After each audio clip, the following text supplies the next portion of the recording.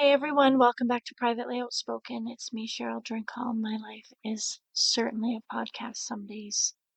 On this podcast, it's where we explore the power of honesty and openness in our modern lives. Today, I want to talk about a significant yet often overlooked topic, and that's the topic and power of being real. Why does authenticity matter, and how can it save us time and energy in our daily lives? Let's get right into it.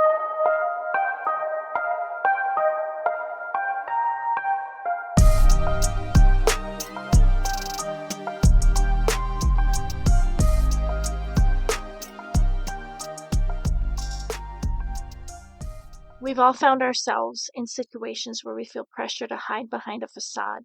Whether it's at work, in a social setting, or even at home, there's often this unspoken rule to fit into certain molds. But what if embracing our true selves was not only liberating, but it could also save us and those around us precious time? Authenticity might seem like a buzzword these days, but its impact is real and it's far reaching.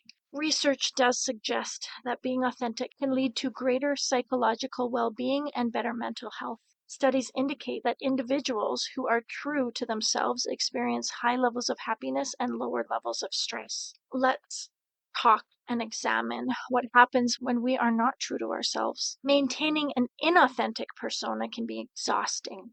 It's like carrying an invisible weight that drags your energy and your focus away from what truly matters. Science has shown that constant self-monitoring and second-guessing activates the brain's stress response, leading to increased cortisol levels. This can affect both our mental and our physical health, causing chronic stress-related issues.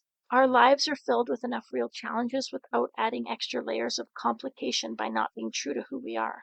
The more we spend time trying to be someone else, the less that we have to enjoy life and pursue our most genuine interests.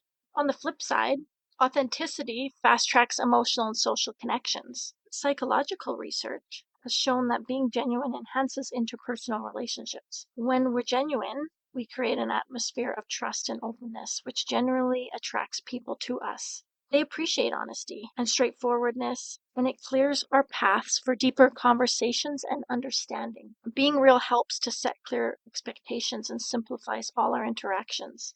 It eliminates confusion and reduces the time spent on damage control from misunderstandings, misconceptions. Even neuroimaging studies suggest that authenticity aligns with brain patterns associated with reward and pleasure. How cool is that? So, how can we practice being real in a world that sometimes rewards facades? Well, here are some practical tips. Number one is listen to yourself. Pay attention to your thoughts and feelings, and being self-aware and having self-awareness is the first step to being authentic. Number two, communicate honestly. Be clear, be respectful in your communications. It's not just about saying what you think, but ensuring that it is expressed in a way that others can relate to and can understand. Number three, set healthy boundaries. Recognize that authenticity doesn't mean oversharing or being blunt without regard for other people. It's actually about balancing openness and sensitivity and consideration.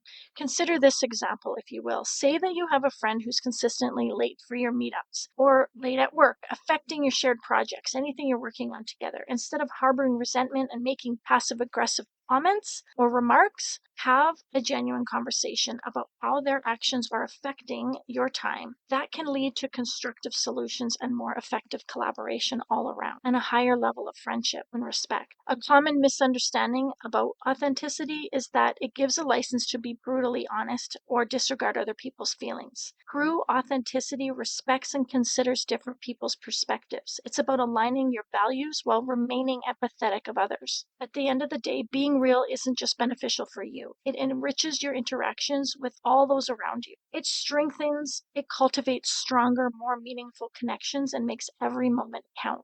Thank you so much for tuning in to today's episode of Privately Outspoken. I hope that this discussion has inspired you to just embrace your authenticity in your own life. If you have any thoughts or stories about your journey to authenticity, I'd love to hear from you. Until next time, keep being wonderfully you, because nothing saves time like the truth. Stay honest, stay outspoken. I'll see you next week. Love you. Bye.